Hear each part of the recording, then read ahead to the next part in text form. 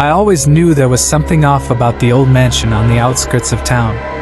Its decaying facade and ominous aura loomed over the landscape like a blight. Every town has one, a house that's whispered about, dared around, but never really confronted. Ours was no different. For years I'd heard the stories, the myths about the sinister house that devoured the souls of the unwary. Yet, it wasn't until I received that strange, unmarked letter that I truly understood the gravity of the tales. It was a cold November evening when the letter arrived.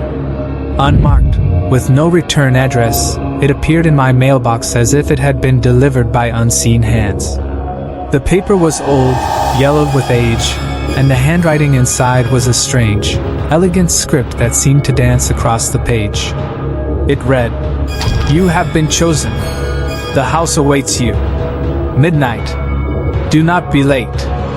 No explanation, no indication of who had sent it, just those chilling words. I should have thrown it away, dismissed it as some prank, but there was something about it that drew me in. Curiosity, or perhaps a deeper, darker compulsion, drove me to follow the instructions. The mansion stood on the outskirts of town, an ancient, decrepit relic that had been abandoned for as long as anyone could remember. Stories about it were the stuff of local legend, whispered tales of madness, disappearances, and unspeakable horrors that seemed too fantastical to be real. Yet there I was, standing before its rotting gates as the clock struck midnight. A full moon hung low in the sky, casting an eerie glow over the scene. I pushed open the gate, its rusty hinges screeching like the wail of a dying man, and made my way up the overgrown path to the front door. The air was thick with the scent of decay and something else, something foul and unnatural. My heart pounded in my chest, every instinct screaming at me to turn back, but I pressed on, compelled by a force I could neither understand nor resist. The door creaked open at my touch, revealing a dark, yawning void within. I stepped inside, the floorboards groaning beneath my weight, and the door slammed shut behind me, plunging me into darkness. My pulse quickened, and I fumbled for my flashlight, the weak beam of light piercing the thick gloom. The interior was worse than I had imagined, peeling wallpaper, broken furniture, and an oppressive atmosphere that seemed to press down on me like a physical weight. The silence was absolute, broken only by the occasional creak of the house settling, or perhaps by something else moving unseen in the shadows. I made my way through the labyrinthine halls, each step echoing like a gunshot in the stillness. Rooms stretched out on either side, filled with the remnants of a long-forgotten past, dust-covered books, shattered mirrors, and portraits whose eyes seemed to follow me with a malevolent gaze. It was in one of these rooms that I found it, an old, ornate mirror standing tall and proud amidst the decay. Its surface was strangely clean, reflecting my image with startling clarity. As I approached, I noticed something odd. My reflection was not my own. The face staring back at me was twisted and contorted, a mask of pure terror. I reached out a hand, and my reflection did the same, but there was a delay, a lag that sent a chill down my spine. Suddenly, the room grew colder, and I felt a presence behind me. I turned, but there was nothing there. When I looked back at the mirror, the reflection had changed. Now it showed a figure standing behind me, a tall, shadowy form with eyes like burning coals. I spun around again, but the room was empty. Panic set in, and I stumbled backwards, tripping over a loose floorboard and falling to the ground. When I looked up, the figure was gone, but the feeling of being watched remained. I scrambled to my feet and fled the room, my breath coming in ragged gasps.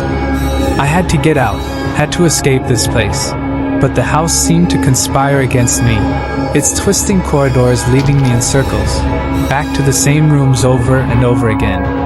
Desperation took hold, and I began to run, heedless of the dangers that might lie in wait. As I rounded a corner, I saw a door at the end of the hall, slightly ajar with a flickering light spilling out. Hope surged within me, and I dashed towards it, praying it would lead to an exit. I burst through the door and found myself in a small, candlelit room. At the center stood a table, and on it, a book bound in cracked, ancient leather. The room felt different from the rest of the house, more sinister, as if it were the heart of the malevolence that pervaded the place.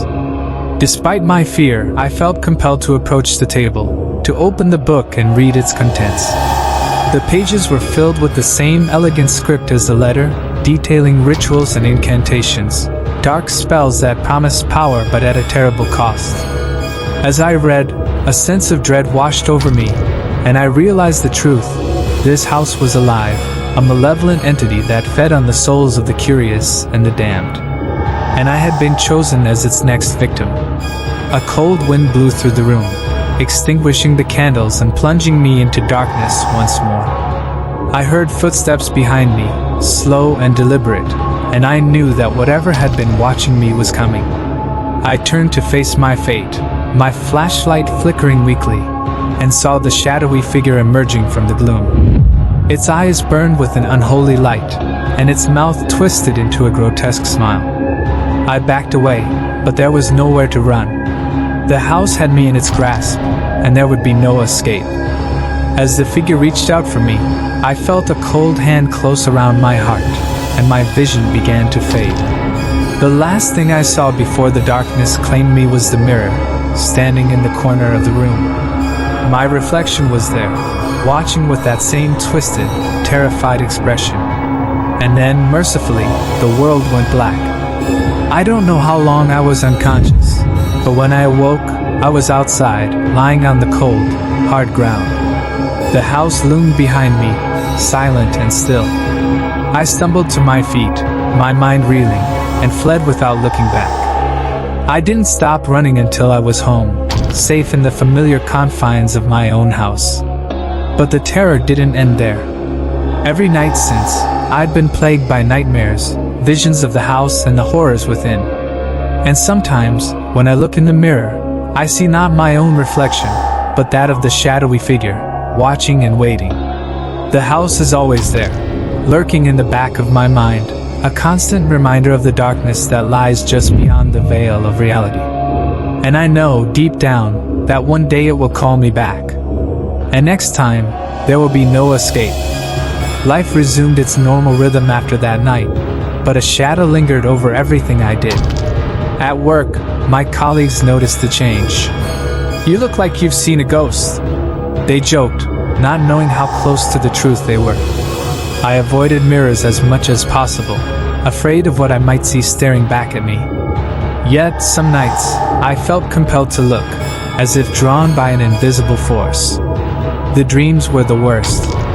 They began as fragmented, disjointed visions of the house's dark corridors, but over time, they grew more vivid, more real. In my dreams, I wandered through the house, the shadowy figure always just out of sight, always watching. I could feel its presence, a cold, malevolent force that seemed to seep into my very soul. One night, the dreams took a darker turn. I found myself back in the candlelit room, the book of incantations opened before me. The pages seemed to writhe and pulse as if alive. A voice echoed in my mind, low and guttural, whispering words in a language I couldn't understand. As the voice grew louder, the shadowy figure emerged from the darkness, its eyes glowing with a malevolent light. I woke up screaming, drenched in sweat. The clock read 3:33 a.m. I could feel the house's presence, even miles away. It was as if it had reached out through the dream, pulling me back, reminding me that I was never truly free. I began to fear sleep, dreading the inevitable return to that cursed place. Coffee became my constant companion, keeping the nightmares at bay, but the exhaustion took its toll. Desperation led me to research the mansion's history, hoping to find a way to break its hold over me. I delved into old newspaper archives, town records, anything that might provide a clue. The mansion had been built in the late 1800s by a wealthy industrialist named Elias Thorne. Thorne was known for his eccentricity and rumored dabbling in the occult. According to the records, he disappeared under mysterious circumstances, and the house had been abandoned ever since. Further digging revealed a series of disappearances linked to the mansion over the decades. people who had ventured inside never returned. The locals had long since deemed it cursed, a place of malevolent power. My research only confirmed what I already knew. The house was a predator, and I was its prey. One night, as I pored over the documents, I came across a journal entry from one of Thorne's contemporaries, a man named Jonathan Harker. Harker had been a close friend of Thorne and shared his interest in the occult. His journal detailed their experiments and rituals, seeking to harness dark powers. The final entry was chilling. Elias has gone too far. The ritual, it has awakened something in the house. It is no longer just a dwelling, it is alive, hungry. I fear for my soul. May God have mercy on us all. The weight of Harker's words settled over me like a shroud. The ritual, whatever it was, had imbued the house with a malevolent consciousness. My mind raced with questions. Could the ritual be undone? Was there a way to banish the darkness that had taken root in the mansion? I had to find out. Armed with this new information, I sought out the help of an expert in the occult. Dr. Emily Ravenscroft was a renowned scholar in ancient rituals and dark arts. When I contacted her, she was skeptical but agreed to meet after hearing my story. We met in a small cafe, the dim lighting matching the mood of our conversation. Dr. Ravenscroft listened intently as I recounted my experience, her expression growing more concerned with each detail. The house you describe, it sounds like it has become a nexus of dark energy, she said. If Thorne and Harker's ritual truly awakened something, it may require a counter-ritual to seal it away.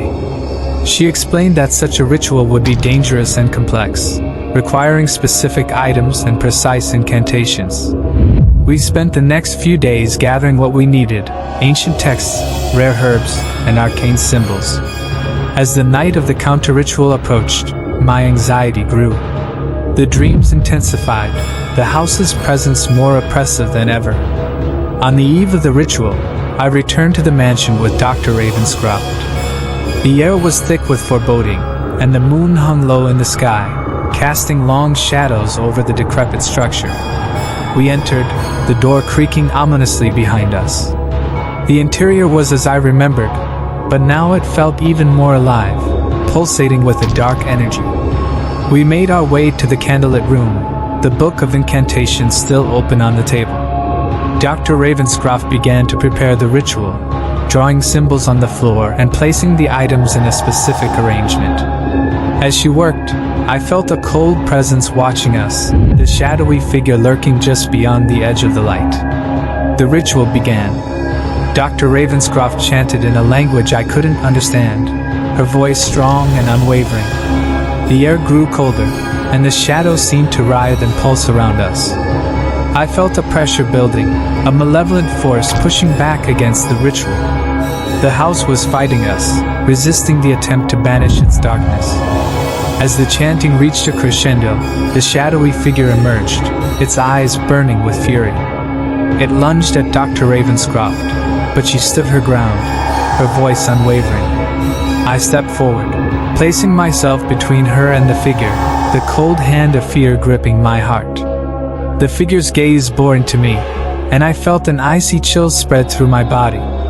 But Dr. Ravenscroft's chanting grew louder, more insistent, and the symbols on the floor began to glow with a bright, ethereal light. The figure recoiled, its form wavering. With a final, deafening shout, Dr. Ravenscroft completed the ritual. The light exploded outward, filling the room with a blinding brilliance. When the light faded, the figure was gone. The oppressive presence lifted, and the house seemed to breathe a sigh of relief. We stood in stunned silence, the reality of what had just happened sinking in. The ritual had worked. The darkness that had infested the house was gone, sealed away by the counter-ritual. Exhausted but relieved, we left the mansion, its malevolent power broken. As we stepped outside, the first light of dawn broke over the horizon, casting a warm glow over the landscape. I felt a weight lift from my shoulders, the constant fear and dread that had plagued me finally dissipating. Dr. Ravenscroft and I parted ways, her task complete. She warned me that while the immediate danger was over, the mansion would always bear the scars of the dark ritual. It was a place marked by evil, and I should never return. I heeded her warning, grateful to be free from the house's grasp. Life slowly returned to normal. The nightmares ceased, and the shadowy figure no longer haunted my reflections. But I knew that the experience had changed me. I had glimpsed into the abyss, faced the malevolence that lurked just beyond the veil of reality. And I had survived.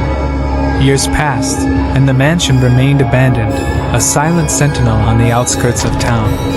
People still whispered about it, but the stories began to fade, becoming just another piece of local folklore. Yet, every now and then, I would catch a glimpse of it from a distance, and a shiver would run down my spine. One day, while going through some old papers, I found the letter that had started it all. The elegant script, the chilling words. "You have been chosen. The house awaits you. Midnight. Do not be late." I stared at it, the memories flooding back. The house had chosen me, and I had faced its darkness. But why? Why me? I never found the answers to those questions. Perhaps there were none. Perhaps it was simply fate, a convergence of events that led me to that night. But I knew one thing for certain. I would never forget the house, or the terror that had gripped me within its walls. In the end, I chose to move away, leaving the town and its dark memories behind. I started anew, in a place where the shadows of the past couldn't reach me. But even as I built a new life, the experience remained a part of me, a reminder of the darkness that exists in the world, and the strength it takes to face it. Sometimes, late at night, I would think back to that time and wonder about Elias Thorne and Jonathan Harker, the men who had unleashed the darkness upon the world. Were they victims of their own hubris, or had they truly sought to harness powers beyond their understanding? The answers remain lost to history, buried with the mansion and its secrets. And so, I moved forward, carrying the scars of that night, but also the knowledge that I had faced the darkness and survived. Life is filled with mysteries and shadows, but it is also filled with light and hope. And it is in the balance between the two that we find our strength. As I settled into my new home, far from the shadows of the past, I found peace. The nightmares became a distant memory, and the house's grip on me faded. I lived my life, finding joy in the simple things, the warmth of the sun, the laughter of friends, the love of family. But I knew that the house still stood, a silent witness to the darkness that had once dwelled within its walls.